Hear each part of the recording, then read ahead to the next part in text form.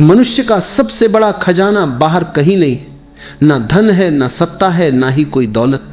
मनुष्य का असली खजाना है चाहना। चाहना क्या है? चाहना है भीतर उठने वाली आग। चाहना है वह पुकार जो आत्मा की गहराइयों से उठती है। चाहना है वह बीज जिसमें भविष्य का संपूर्ण वृक्ष छिपा हुआ है।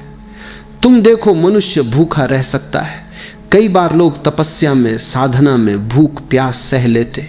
मनुष्य भूखा रह सकते हैं। बूझ बददान में मनुष्य भूखा प्यासा रह सकता है। रेगिस्तान में महीनों भटक जाता है, बिना पानी के भी किसी तरह जी लेता है। लेकिन अगर मनुष्य के भीतर चाहना ही ना रहे तो जीवन रुक जाता है। जीवन का सार ही चाहे। जो चाहेगा नहीं वह जिएगा कैसे? जीवन तो आंदोलन है, और आंदोलन की जड़ है इच्छा, चाह, आकांक्षा। एक छोटा बच्चा जब जन्म लेता है तो रोता है। क्यों रोता है?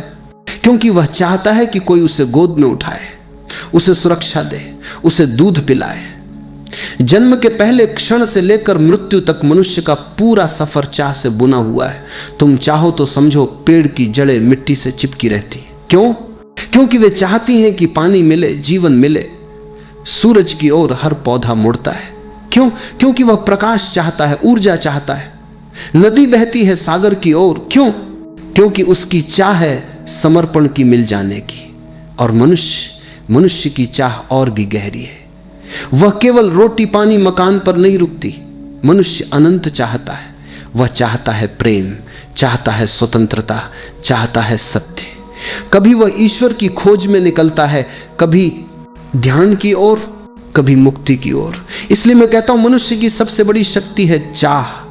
लेकिन ध्यान रखना, यह चाह दो तरह की होती है। एक चाह सतही है, बाहर से उधार ली हुई। तुम्हारे माता पिता ने कहा कि डॉक्टर बनो तो तुमने चाह लिया। समाज ने कहा कि अमीर बनो तो तुमने चाह लिया। भीड़ ने कहा कि डॉक्टर बनो तो तुमने चाह लिया। हां, कि नाम कमाओ तो तुमने चाह लिया। यह चाह सच्ची नहीं होती, यह बस बोझ है। ऐसी चाह पूरी हो भी जाए तो सुख नहीं मिलता। और दूसरी चाह होती है भीतर से उठने वाली, आत्मा की गहराई से जन्मी हुई। यह चाह कोई सिखाता नहीं, यह तुम्हारे मौलिक अस्तित्व से निकलती है। यही तुम्हारी असली शक्ति है।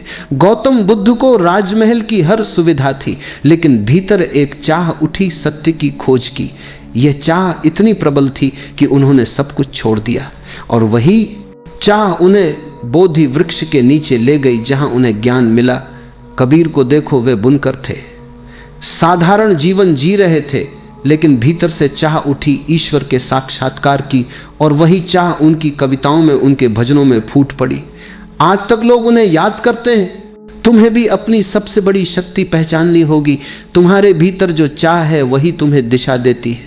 तुम जहां आज खड़े हो वहां इसलिए हो क्योंकि कभी तुमने उसे चाहा था, और तुम भविष्य में जहां पहुंचोगे वह भी तुम्हारी चाह से ही तय होगा। अगर तुम्हारी चाह छोटी है तो तुम्हारा जीवन भी छोटा रहेगा। अगर तुम्हारी चाह गहरी है तो जीवन विराट हो जाएगा। जो तुम चाहो वही तुम बनोगे। याद रखना, भूख प्यास नींद यह सब शरीर की जरूरत है, लेकिन चाह आत्मा की जरूरत है। और जो आत्मा की जरूरत है वही सबसे सच्ची, सबसे बड़ी शक्ति है। इसलिए मैं कहता हूं मनुष्य की सबसे बड़ी संपत्ति है उसकी चाह। और जिस दिन तुम अपनी चाह को पहचान लोगे उसी दिन तुम्हारा जीवन बदलना शुरू हो जाएगा। अगर ध्यान से देखो तो यह पूरा ब्रह्मांड एक बीज की तरह है, और उस बीज की जड़ क्या है? चाहना। सारी सृष्टि इसी चाह से चल रही है। पेड़ अगर सूरज की रोशनी न चाहे तो उसका जीवन रुक जाए। जड़ें मिट्टी में इसलिए उतरती हैं क्योंकि वे पानी चाहती हैं। हर पत्ता हवा में हिलता है क्योंकि वह जीवन रस चाहता है। नदी क्यों बहती है? अगर उसकी कोई चाह न होती तो पहाड़ से निकलकर वहीं ठहर जाती। लेकिन उसमें एक गहरी चाह है सागर से मिलने की। वह रुक नहीं सकती, वह बहती है, रास्ता काटती है, चट्टान तोड़ती है, क्योंकि उसकी चाह ही उसकी ताकत है। पक्षी आकाश में क्यों उड़ता है? क्या सिर्फ पेट भरने के लिए? नहीं, वो उड़ता है क्योंकि उसकी आत्मा स्वतंत्रता चाहती है। यदि पंख काट दो तो उसका जीवन अधूरा हो जाएगा। उसकी चाह ही उसकी उड़ान बन जाती है। अब मनुष्य को देखो, मनुष्य केवल रोटी और पानी पर नहीं रुकता। यदि मनुष्य की चाह केवल शरीर तक सीमित होती तो वह भी किसी जानवर की तरह जी लेता। लेकिन मनुष्य की चाह अनंत है। वह जानना चाहता है, वह खोजना चाहता है, वह पार जाना चाहता है। इसलिए मैं कहता हूं मनुष्य और बाकी जीवों में फर्क सिर्फ एक है, बाकियों की चाह सीमित है, मनुष्य की चाह असीम है। तुम सोचो, अगर कोई पशु है तो उसकी चाह भूख मिटाना है, प्रजनन करना है, सुरक्षित रहना है। लेकिन मनुष्य वह तारों तक पहुंच जाना चाहता है, वह चांद पर उतरना चाहता है, वह ईश्वर को खोजना चाहता है, वह अमर होना चाहता है। और यही चाह उसे सृष्टि की सबसे अद्भुत रचना बनाती है। ध्यान से समझो, चाहना ही सृजन की शक्ति है। आज जो भी तुम्हारे चारों ओर है, ये मकान, ये सड़कें, ये मंदिर, ये कला, ये संगीत, सब पहले किसी की चाह थी। किसी ने चाहा कि आकाश में उड़ना है तो हवाई जहाज बना। किसी ने चाहा कि अंधकार को मिटाना है तो बिजली आई। किसी ने चाहा कि सत्य को जानना है तो ध्यान की राह बनी। हर आविष्कार, हर खोज, हर आध्यात्मिक अनुभव, सबकी जड़ एक ही है, चाह। तुम देखो, यदि चाह ही ना होती तो यह सृष्टि कभी प्रकट ना होती। ईश्वर ने भी सृष्टि इसलिए बनाई क्योंकि उसके भीतर भी एक चाह उठी, अभिव्यक्ति की, सृजन की, अनुभव की। वह एक से अनेक होना चाहता था। इसलिए मैं कहता हूं, चाह भी जी है और इस बीज से पूरी सृष्टि फैली है। मनुष्य जब चाहना बंद कर देता है तो समझ लो कि उसका जीवन रुक गया है। जिस दिन चाह मर जाती है उस दिन जीवन भी मर जाता है, भले ही शरीर चलता रहे। इसलिए ध्यान रखना, तुम्हारी चाह कितनी बड़ी है यह तय करता है कि तुम्हारा जीवन कितना बड़ा होगा। यदि तुम्हारी चाह छोटी है तो जीवन भी छोटा रहेगा। यदि चाह गहरी है, विराट है, तो जीवन भी विराट बन जाएगा। जैसे नदी की चाह उसे सागर तक ले जाती है, वैसे ही तुम्हारी चाह तुम्हें तुम्हारे परम लक्ष्य तक ले जाएगी। समझ लो, चाहना ही सृष्टि की जड़ है। और जिस दिन तुम अपनी चाह को पहचान लोगे उस दिन तुम समझ जाओगे कि तुम्हारे भीतर भी पूरा ब्रह्मांड छिपा है। ये ब्रह्मांड बहुत रहस्यमयी है। हम सोचते हैं कि हम अकेले हैं, हमारी चाह अकेली है, लेकिन सच यह है कि जैसे ही तुम्हारे भीतर कोई गहरी चाह जन्म लेती है, पूरा अस्तित्व उसे पूरा करने के लिए हरकत में आ जाता है। तुमने सुना होगा, जब शिष्य तैयार होता है, गुरु प्रकट हो जाता है। यह कोई कविता मात्र नहीं है, यह एक बहुत बड़ा नियम है। इसका अर्थ है कि जब तुम्हारे भीतर गहराई से कोई चाह परिपक्व हो जाती है तो ब्रह्मांड उसकी पूर्ति के लिए सब व्यवस्था करता है। यदि तुम भीतर से किसी सच्चाई की प्यास से जल रहे हो तो तुम जहां भी जाओगे तुम्हारे सामने कोई ना कोई रास्ता खुल जाएगा। तुम जिस चीज को अपनी आत्मा से चाहोगे वह धीरे धीरे तुम्हारे जीवन की ओर खींचने लगेगी। यह वैसा ही है जैसे तुम चुंबक हो। तुम्हारे विचार, तुम्हारी भावनाएं, तुम्हारी इच्छाएं, ये सब ऊर्जाएं हैं और ऊर्जा का स्वभाव है आकर्षित करना। तुम भीतर जो भी बोओगे वही बाहर की दुनिया में खींच कर आएगा।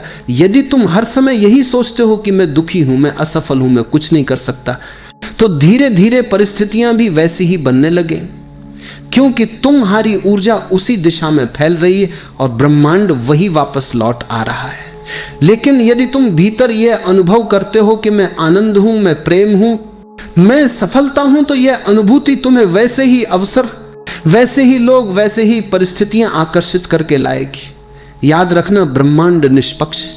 वह यह नहीं देखता कि तुम्हारी चाह अच्छी है या बुरी, वह केवल यही देखता है कि तुम्हारी चाह कितनी प्रबल है। जितनी प्रबल होगी उतनी जल्दी वह वास्तविकता का रूप ले लेगी।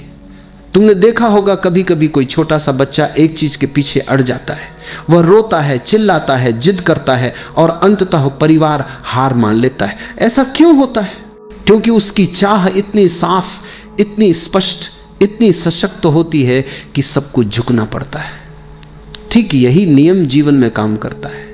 अगर तुम्हारी चाह साफ है, गहरी है और उस पर तुम्हारा विश्वास है तो पूरा ब्रह्मांड भी तुम्हारे सामने झुक जाएगा। गौतम बुद्ध को देखो, उनके भीतर एक ही चाह थी, सत्य की खोज। उनकी यह चाह इतनी गहरी थी कि उन्होंने सब कुछ त्याग दिया और अंततः अस्तित्व ने उन्हें वही दिया जो वे चाहते थे। रामकृष्ण परमहंस को देखो, उनकी चाह केवल मां काली के दर्शन की थी, और वह चाह इतनी प्रबल थी कि मूर्ति में भी देवी सजीव हो उठी। यह नियम है, चमत्कार नहीं। तुम्हारी चाह तुम्हारी वास्तविकता बन जाती है, लेकिन ध्यान रखना यह तभी होता है जब चाह सत ही ना होकर आत्मा से उठी हो। सिर्फ जबान से चाहने से कुछ नहीं होता, सिर्फ कल्पना करने से कुछ नहीं बदलता। जब चाह हृदय की गहराई से उठे, जब वह तुम्हारे रक्त में, तुम्हारी सांसों में समा जाए, तब ब्रह्मांड उसे नकार ही नहीं सकता। याद रखो, जैसा चाहोगे वैसा पाओगे। तुम्हारे भीतर की चाह ही तुम्हारे बाहर की दुनिया को आकार देती है। यदि तुम प्रकाश चाहोगे तो प्रकाश मिलेगा, यदि तुम अंधकार चाहोगे तो अंधकार ही मिलेगा। अस्तित्व हमेशा तुम्हारे साथ है। तुम्हारा काम सिर्फ इतना है कि अपनी चाहोगे तुम्हारे साथ है को साफ करो, गहरा करो और उस पर विश्वास रखो। फिर देखो जीवन कैसे बदलता है। जीवन वैसा नहीं है जैसा तुम्हारे बाहर दिखाई देता है। जीवन वैसा है जैसा तुम भीतर से उसे सोचते हो, कल्पना करते हो और मानते हो। तुम्हारी चाह और तुम्हारी कल्पना मिलकर तुम्हारे जीवन की तस्वीर बनाते। तुम देखो, हर दिन तुम्हारे भीतर हजारों विचार आते। हर विचार एक बीज की तरह है। अगर तुम बार बार यही दोहराते हो कि मैं दुखी हूं, मैं असफल हूं, मैं किसी काम का नहीं हूं, तो तुम अपने ही जीवन में यह बीज बो रहे हो। और जब यह बीज पनपेंगे तो तुम्हें वैसी ही परिस्थितियां, वैसा ही वातावरण मिलेगा जो तुम्हारे विचारों से मेल खाता है। मन बहुत ताकतवर है। यह एक दर्पण की तरह है। जैसा तुम इसमें डालोगे वैसा ही यह बाहर परावर्तित करेगा।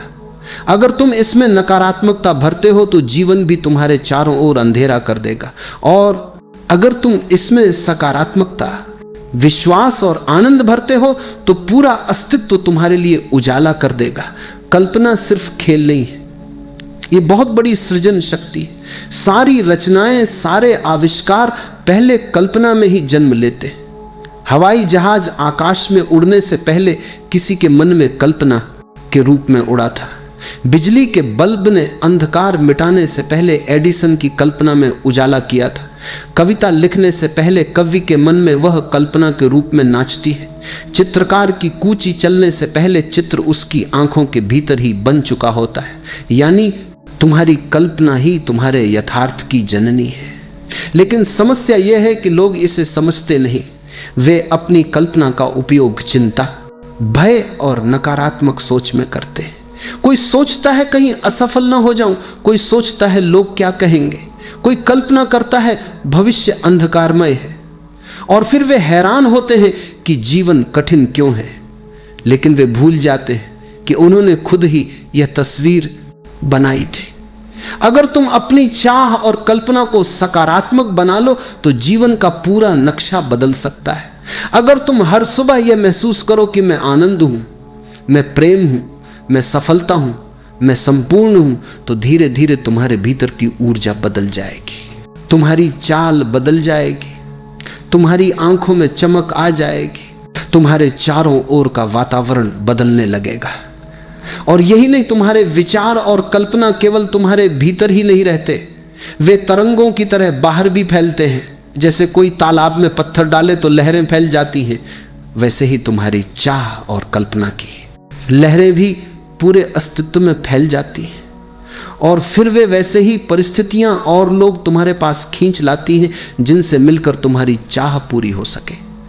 इसलिए याद रखो, तुम जो सोचते हो वैसा ही बनने लगते हो। मन एक सृजन का उपकरण है। अगर इसे सजग होकर इस्तेमाल करो तो यह तुम्हें ऊंचाइयों पर पहुंचा सकता है, और अगर इसे अचेतन होकर चलने दो तो यह तुम्हें गहरी खाई में गिरा सकता है। अपनी चाह को साफ करो और अपनी कल्पना को ऊंचाई दो। अपने भीतर यह भाव भरो कि मैं ईश्वर का अंश हूं, मैं शांति और प्रेम का स्रोत हूं, मैं जो चाहूं उसे रच सकता हूं। फिर देखना, ब्रह्मांड तुम्हारे सामने अपने सारे द्वार खोल देगा। जो तुम कल्पना करोगे वही धीरे धीरे तुम्हारी सच्चाई बन जाएगा। सिर्फ चाह लेना ही पर्याप्त नहीं है। चाहना बीज है, लेकिन बीज को फल बनने के लिए कर्म का सहारा चाहिए। बीज को मिट्टी चाहिए, पानी चाहिए, धूप चाहिए। अगर तुम बीज बोकर बैठ जाओ और कहो कि अब वृक्ष अपने आप उग जाएगा, तो यह अज्ञान है। चाहना पहला कदम है, लेकिन दूसरा कदम है कर्म। दोनों का मेल ही जीवन को पूर्ण बनाता है। अगर तुम चाहते हो कि शरीर स्वस्थ हो, लेकिन तुम कर्म ना करो, ना व्यायाम, ना ध्यान, ना उचित आहार, तो चाह अधूरी रह जाएगी। बीज तो बोया लेकिन पानी नहीं दिया। अगर तुम चाहते हो कि संगीतकार बनो लेकिन रियाज ना करो, साधना ना करो, तो चाह तुम्हें कहीं नहीं ले जाएगी। सिर्फ सपना देखने से बांसुरी में स्वर नहीं फूटते, उसके लिए उंगलियों का अभ्यास चाहिए, सांस का अनुशासन चाहिए। याद रखो, कर्म ही चाह को वास्तविकता में ढालता है। चाह तुम्हारे भीतर की आग है और कर्म उस आग को दिशा देता है। अगर आग हो लेकिन चूल्हा ना हो, बर्तन ना हो, तो भोजन पक नहीं सकता। कई लोग केवल चाह में जीते हैं। वे कहते हैं काश मैं अमीर होता, काश मुझे प्रेम मिलता, काश मैं ध्यान में गहराई तक पहुंच जाता। लेकिन ये सब काश अधूरे रहते हैं, क्योंकि इनके पीछे कर्म नहीं है। तुम देखो, गौतम बुद्ध ने केवल मुक्ति की चाह नहीं रखी, उन्होंने कर्म किया, राजमहल छोड़ दिया, तपस्या की, ध्यान में बैठे, रात दिन साधना की। अगर वे सिर्फ सोचते रहते और कर्म ना करते तो वे बुद्ध नहीं बनते। महावीर ने सिर्फ सत्य की चाह नहीं रखी, उन्होंने जंगलों में भटक कर साधना की, तप किया, अनुभव किया, और तभी वे महावीर कहलाए। यानी चाह और कर्म का मिलन ही चमत्कार रचता है। लेकिन एक और गहराई समझनी है। कर्म का अर्थ सिर्फ बाहरी गतिविधि नहीं है, कर्म का अर्थ है जागरूकता के साथ कार्य करना। अगर तुम मशीन की तरह कर्म करते हो तो वह कर्म फलदायी नहीं होगा। अगर तुम सजगता से, पूर्ण ध्यान से कर्म करते हो तो वही कर्म चाह को रूप देता है। बीज बोना भी कर्म है, लेकिन उसे प्रेम से सींचना, ध्यान से देखना, यह और गहरा कर्म है। अस्तित्व केवल चाहने वालों को वरदान नहीं देता, वह उन लोगों को वरदान देता है जिनकी चाह प्रबल हो और जो उस चाह को कर्म से सींचे। अगर तुम प्रेम चाहते हो तो तुम्हें स्वयं प्रेमी बनना होगा। अगर तुम आनंद चाहते हो तो तुम्हें ध्यान का मार्ग चुनना होगा। अगर तुम स्वतंत्रता चाहते हो तो तुम्हें भीतर की जंजीरों को तोड़ने का साहस करना होगा।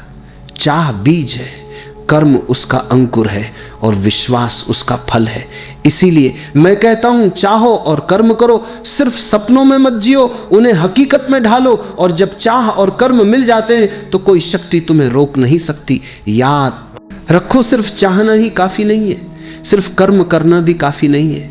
लेकिन जब चाह और कर्म साथ आते हैं तब जीवन साकार हो जाता है। मनुष्य का जीवन चाहों से भरा हुआ है। सुबह से शाम तक, जन्म से मृत्यु तक वो किसी न किसी चाह में डूबा रहता है। लेकिन जरा ठहर कर देखो, क्या सारी चाहें एक जैसी हैं? नहीं, चाह दो प्रकार की होती है। एक है झूठी चाह और दूसरी है सच्ची चाह। झूठी चाह वह है जो मन से पैदा होती है। मन हमेशा बाहर की ओर भागता है। वह कहता है धन चाहिए, प्रसिद्धि चाहिए, शक्ति चाहिए। कभी वो कहता है अगर मेरे पास बड़ा मकान होगा तो मैं सुखी हो जाऊंगा। कभी वो कहता है अगर मुझे लाखों लोग पहचानेंगे तो मैं संपूर्ण हो जाऊंगा। लेकिन क्या ऐसा होता है? इतिहास उठाकर देखो, जिन्होंने धन पाया वे भी खाली रह गए, जिन्होंने शक्ति पाई वे भी बेचैन रहे, जिन्होंने प्रसिद्धि पाई वे भी भीतर गहरे अकेले थे। अलेक्जेंडर पूरी दुनिया जीतने निकला, लेकिन मरते समय उसने अपने हाथ खाली रखने की वसीयत की। वो कहना चाहता था देखो मैंने सब पाया, लेकिन अंत में खाली ही जा रहा हूं। झूठी चाह का यही स्वभाव है, वह जितना तुम्हें दौड़ाती है उतना ही खाली करती जाती है। वो प्यास तो जगाती है लेकिन पानी कभी नहीं देती।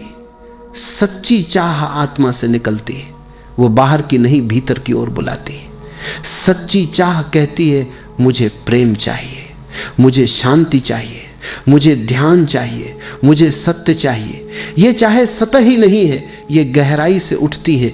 ये तुम्हें खाली नहीं करती बल्कि भर देती है।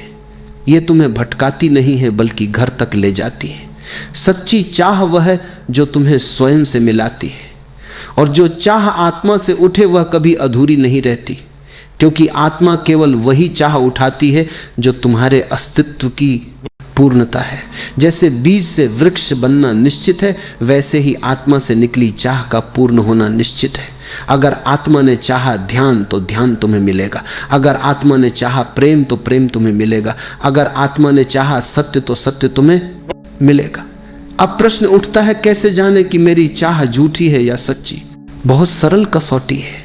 अगर चाह पूरी होकर भी तुम्हें अधूरा छोड़ दे तो समझ लेना वह झूठी थी, और अगर चाह तुम्हें भीतर से भर दे तो समझ लेना वह सच्ची थी।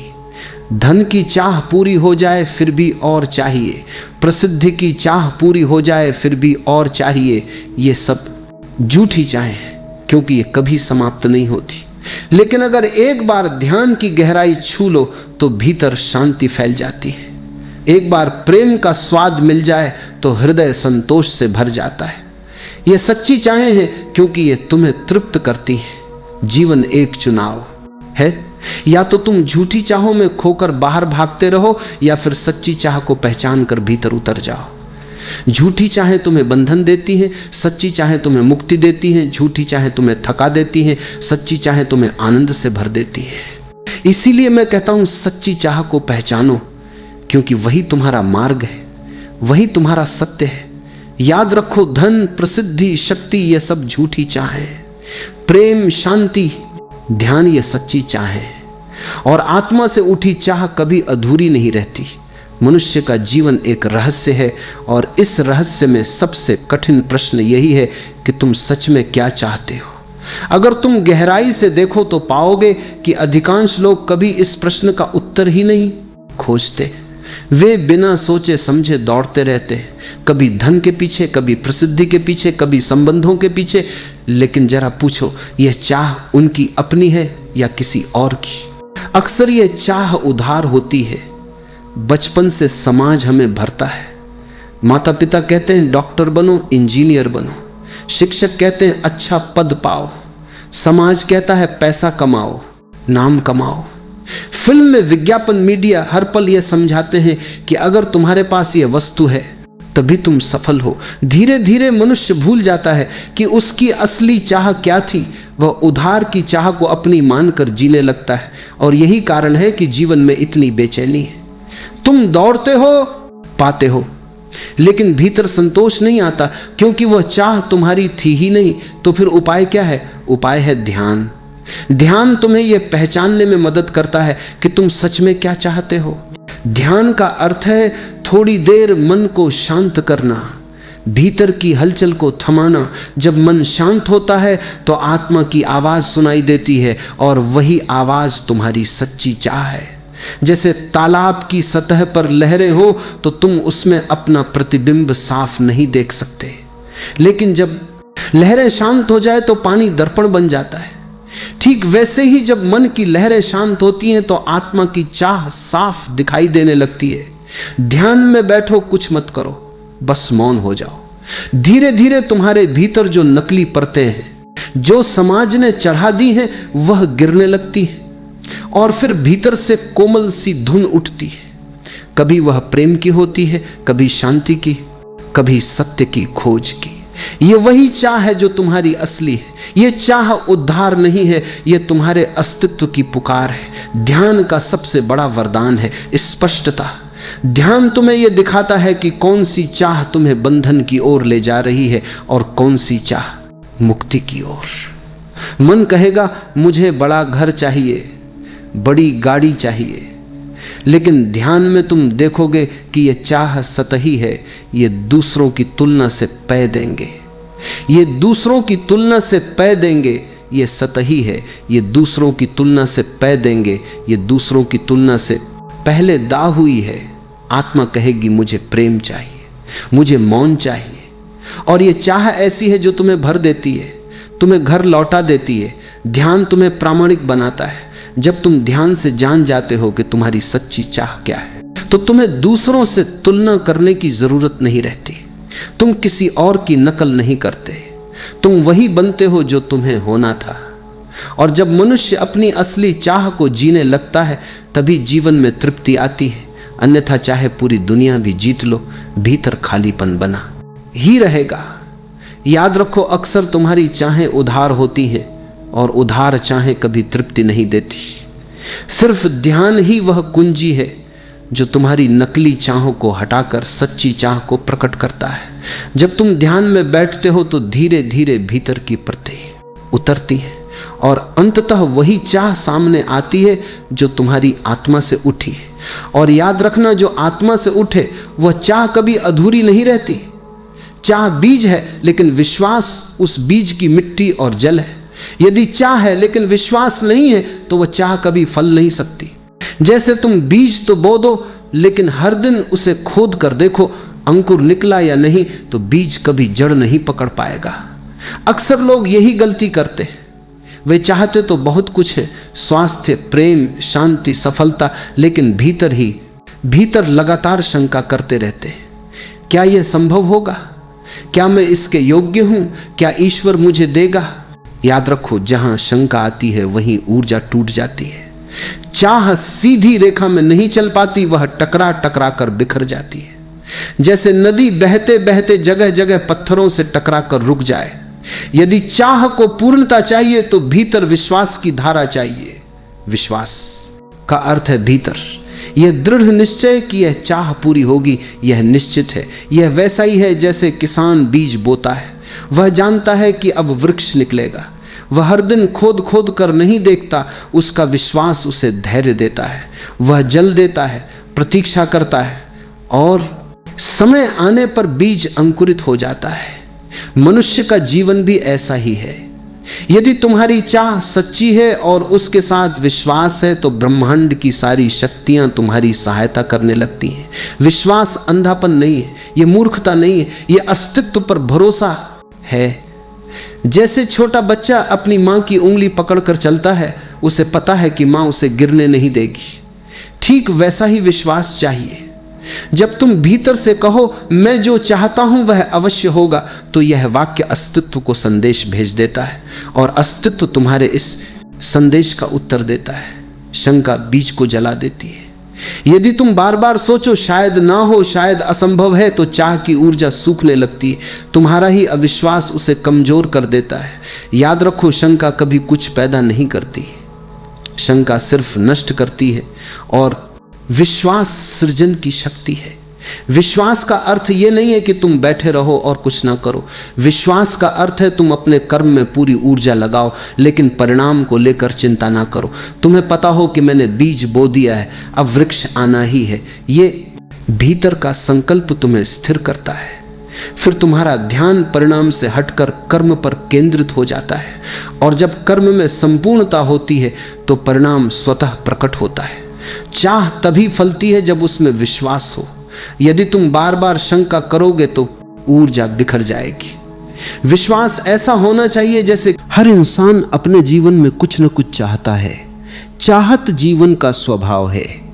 जिस तरह हवा का बहना जरूरी है, जिस तरह नदी का बहना जरूरी है, उसी तरह मनुष्य के भीतर चाह उठना भी जरूरी है। समस्या चाह में नहीं है, समस्या चाह की दिशा में है। चाह छोटी हो जाए तो जीवन भी छोटा पड़ जाता है, और अगर चाह विराट हो जाए तो जीवन अनंत के द्वार खोल देता है। यह ब्रह्मांड तुम्हें वही देगा जो तुम उससे मांगते हो। लेकिन मांग किस तरह उठती है, यह सबसे बड़ा रहस्य है। जिस तरह के विचार तुम भीतर रखते हो, जिस तरह की ऊर्जा तुम अपने आसपास फैलाते हो, जिस तरह की तरंगें तुम्हारे भीतर घूमती हैं, ब्रह्मांड ठीक उसी तरह का उत्तर लौटाता है। लोग कहते हैं कि उन्हें जीवन में वह नहीं मिलता जिसकी उन्हें जरूरत है, लेकिन वे यह नहीं देखते कि भीतर वे वास्तव में क्या मांग रहे हैं। जो तुम्हारे शब्दों से निकलता है वह इच्छा है, लेकिन जो तुम्हारे अस्तित्व से निकलता है वही असली मांग है। शब्दों से तुम कुछ भी कह सकते हो, लेकिन यदि भीतर डर है तो तुम्हारी मांग डर की है। यदि भीतर अभाव है तो तुम्हारी मांग अभाव की है। यदि भीतर असुरक्षा है तो तुम्हारी पुकार उसी असुरक्षा की है। और ब्रह्मांड तुम्हें बिल्कुल वही लौटा देता है, क्योंकि वह तुम्हारे शब्द नहीं सुनता, वह तुम्हारा कंपन सुनता है, तुम्हारी ऊर्जा सुनता है। इसलिए यदि तुम कहते हो कि तुम सुख चाहते हो लेकिन भीतर लगातार दुख की कल्पना करते हो, तो ब्रह्मांड तुम पर वही लौटाएगा जो तुम भीतर जी रहे हो। इस दुनिया में बात केवल सोचने की नहीं है, बात इस बात की है कि तुम कैसे सोच रहे हो, इच्छा कैसी है, चाह कैसी है, और वह चाह तुम्हें किस दिशा में ले जा रही है। चाह छोटी है तो जीवन संघर्ष बन जाता है, चाह बड़ी है तो जीवन एक उत्सव बन जाता है। इंसान छोटी चीजों में उलझा रहता है, कभी धन की चाह, कभी सम्मान की चाह, कभी लोगों की प्रशंसा की चाह। वह जीवन भर इन्हीं छोटे लक्ष्यों के पीछे दौड़ता रहता है और फिर दुखी होता है कि जीवन ने उसे कुछ नहीं दिया। लेकिन जीवन हमेशा देता है, अस्तित्व हमेशा देता है, पर वह देता उसी को है जिसने अपने भीतर देने की क्षमता पैदा की है। छोटी चाहतों में कोई ताकत नहीं होती, वह तुम्हें नीचे गिराती हैं, तुम्हारी चेतना को सीमित करती हैं। बड़ी चाहतें तुम्हें ऊपर उठाती हैं, तुम्हें विस्तृत करती हैं, तुम्हें बदल देती हैं। बड़ी चाहत का मतलब है ऐसी चाह जो तुम्हें स्वयं से मिलवा दे, ऐसी चाह जो तुम्हें तुम्हारी ऊंचाई तक ले जाए, ऐसी चाह जिसमें तुम छोटे न रहो, जिसमें तुम्हारी आकांक्षा उसी विराट की ओर उठे जिसने तुम्हें बनाया है। मनुष्य के भीतर एक अद्भुत क्षमता छिपी है। यह क्षमता तब जागती है जब इच्छाएं समाप्त होती हैं और चाह जागती है। इच्छा किसी वस्तु की होती है, चाह किसी अनुभव की होती है। इच्छाएं आपको बांधती हैं, चाह आपको मुक्त करती है। यदि चाह किसी वस्तु की हो तो वह सीमित होती है, लेकिन यदि चाह किसी अनुभव की हो, किसी ऊंचाई की हो, किसी सत्य की हो, किसी पूर्णता की हो, तो वह विराट बन जाती है। जब तुम विराट को चाहने लगते हो तो तुम्हारे भीतर एक नई शक्ति जन्म लेती है, तुम्हारी ऊर्जा ऊपर उठती है, तुम छोटे छोटे दुखों में नहीं गिरते। लोग क्या कहेंगे, यह बोझ तुम्हें दबाता नहीं, छोटे छोटे लक्ष्य तुम्हें रोकते नहीं, तुम्हारा मन केंद्रित हो जाता है, तुम्हारा ध्यान स्थिर होने लगता है। जब चाह विराट की होती है तो ब्रह्मांड तुम्हारे साथ खड़ा हो जाता है, रास्ते खुद खुलने लगते हैं, ऊर्जा तुम्हारा मार्गदर्शन करने लगती है, परिस्थितियां तुम्हें आगे धकेलने लगती हैं, क्योंकि तुमने एक ऐसी चाह जगाई है जिसे खुद ब्रह्मांड पूरा करना चाहता है। तुम सोचते हो कि तुम चाह रहे हो, लेकिन सच में चाह के माध्यम से अस्तित्व चाहता है कि तुम उसके करीब आओ। तुम चाहे किसी भी दिशा में जा रहे हो, अगर चाह विराट की है तो अंततः वह तुम्हें उसी स्रोत तक ले जाएगी जहां से सब कुछ आता है। जीवन का एक फार्मूला है, लेकिन लोग उसे समझते नहीं। जो तुम भीतर दोहराते हो वही तुम्हारी वास्तविक प्रार्थना है। यदि तुम भीतर लगातार यह सोचते हो कि तुम्हारे पास कुछ नहीं है, तो तुम अनजाने में ब्रह्मांड से यही कह रहे हो कि तुम्हें और अभाव चाहिए। यदि तुम सोचते हो कि सब ठीक नहीं है, तो तुम उसी अनुभव को आकर्षित कर रहे हो। लेकिन यदि तुम भीतर यह महसूस करते हो कि सब अच्छा है, सब पूर्ण है, सब अपने स्थान पर है, तो तुम्हारी ऊर्जा बदलने लगती है, और ऊर्जा बदले तो बाहर की दुनिया भी बदलने लगती है। कहते हैं कि मनुष्य जैसा सोचता है वैसा बन जाता है। यह केवल कहने की बात नहीं है, यह ब्रह्मांड का नियम है। ऊर्जा उसी दिशा में बहती है जहां तुम्हारा ध्यान जाता है। यदि ध्यान ऊंचा है तो ऊर्जा ऊंची हो जाएगी, यदि ध्यान नीचे है तो ऊर्जा नीचे गिर जाएगी। इसीलिए ध्यान को बदलना ही जीवन बदलने का सबसे आसान तरीका है। ध्यान में परिवर्तन करो और जीवन अपने आप बदल जाएगा। लेकिन ध्यान बदलेगा कैसे? जब चाह बदलेगी तब ध्यान बदलेगा। तुम जिस चीज को चाहोगे मन उसी की ओर जाएगा। चाह जितनी ऊंची होगी ध्यान उतना ही शुद्ध होगा। चाह जितनी सच्ची होगी ध्यान उतना ही स्थिर होगा। इसलिए महत्वपूर्ण है खुद से पूछना कि तुम्हारी चाह क्या है, तुम वास्तव में चाहते क्या हो, तुम किस दिशा में जाना चाहते हो, तुम किस अनुभव को अपने जीवन में बुलाना चाहते हो। जो तुम चाहोगे वह तुम्हें मिल जाएगा। लेकिन इसलिए नहीं कि ब्रह्मांड तुम्हारी हर बात मान लेता है, बल्कि इसलिए कि चाह तुम्हें अपना बना लेती है। तुम उसी बनने लगते हो जिसे तुम चाहते हो।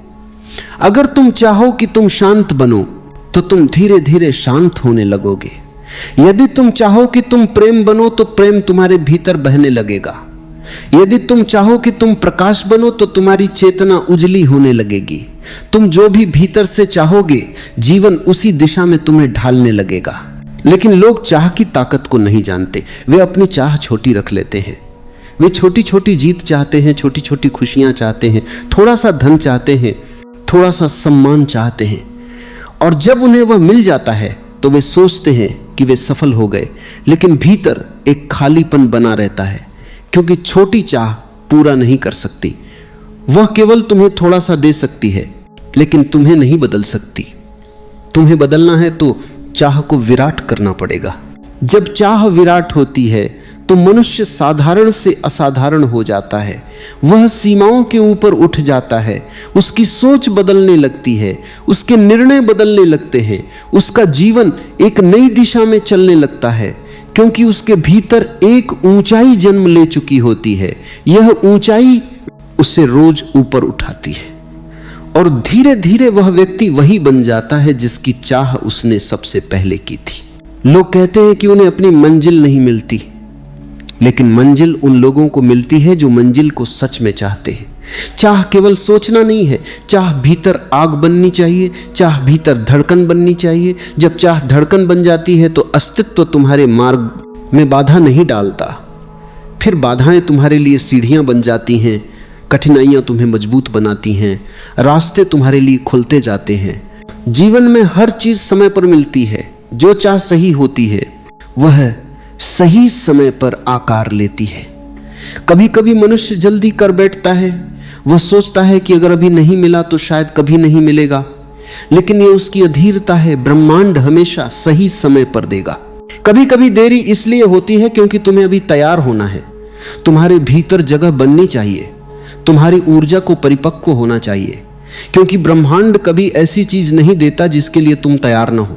जब चाह विराट होती है तो तैयारी भी विराट होती है।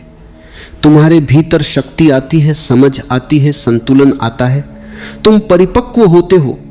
और जब तुम्हारी परिपक्वता पूरी हो जाती है तो तुम्हें वही मिलता है जिसकी चाह तुमने भीतर से की थी। इंसान दो तरह का जीवन जी सकता है, एक वह जो संयोग से चलता है, दूसरा वह जो चाह से चलता है। संयोग वाला जीवन हमेशा तितर बितर रहता है, उसमें दिशा नहीं होती, उसमें स्पष्टता नहीं होती, उसमें मन बिखरा रहता है। लेकिन चाह वाला जीवन केंद्रित होता है, उसमें दिशा होती है, उसमें अर्थ होता है, क्योंकि चाह तुम्हें खींचती है, चाह तुम्हें रास्ता दिखाती है। लेकिन यह याद रखना कि चाह स्वार्थ की न हो, चाह ऐसी हो जो तुम्हें भीतर उठाए, तुम्हें निर्मल बनाए, तुम्हें विस्तृत बनाए। यदि चाह केवल अपनी सुविधा के लिए है तो वह इच्छा है। चाह नहीं, चाह वह है जिसमें तुम्हारा हृदय शामिल हो, तुम्हारी चेतना शामिल हो, तुम्हारी आत्मा शामिल हो। ऐसी चाह जिसे पूरी करने में तुम भी बदल जाओ, तुम भी ऊंचे हो जाओ। कई लोग जीवन भर छोटी इच्छाओं में ही उलझे रहते हैं। वे दुखी रहते हैं क्योंकि वे यह नहीं समझते कि छोटी इच्छा हमेशा पूर्ण रहती है। लेकिन जब तुम ऐसी चाह रखो जो तुम्हें विराट से मिला दे, तो तुम किसी वस्तु की खोज में नहीं होते, तुम किसी अनुभव की खोज में होते हो। उस अनुभव की खोज में जिससे इंसान जाग जाता है।